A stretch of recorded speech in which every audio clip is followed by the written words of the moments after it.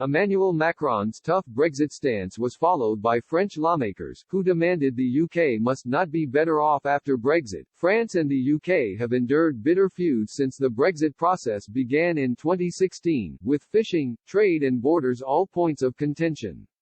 This week, French vessels were warned they could be banned from fishing in Jersey waters as a feud continued between their respective governments.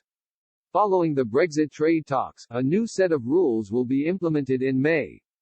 This will mean French vessels will have to prove they have fished in the Channel Islands for 10 days in any of the last 3 years in order to be granted a license. French President Emmanuel Macron took an especially tough stance on the UK during the Brexit trade talks, and threatened to veto a deal late last year.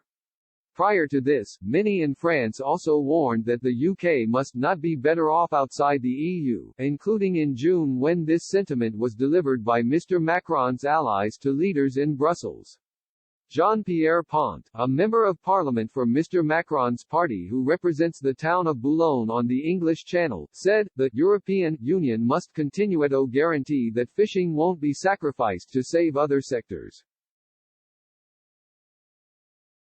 The government must stay as firm as possible. Britain can't be better off outside than inside." This sentiment had already been expressed by French lawmakers in 2017, as a report suggested the UK must not have privileged access to EU markets.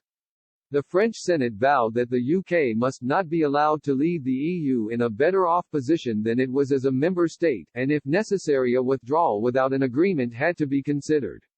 It also described a speech by former Prime Minister Theresa May as mixture of veiled threats and pledges of goodwill. The report admitted the UK economy had weathered the early Brexit storm, but said weaknesses would be exposed. The French lawmakers said rising household debt, a weakening of the commercial real estate market, the current account deficit and the devaluation of sterling could impact the UK. President Macron has been critical of Brexit from the very outset. Just 5 days before the UK voted to leave the EU, Mr. Macron mocked the prospect of the UK leaving the EU. He said, "If I was British, I would vote resolutely remain because it's in the UK's interest." Leaving the EU would mean the Guernseyification of the UK, which would then be a little country on the world scale. It would isolate itself and become a trading post and arbitration place at Europe's border. Fast forward to January 1, 2021, Mr. Macron still had critical words for the UK as the Brexit trade deal was implemented.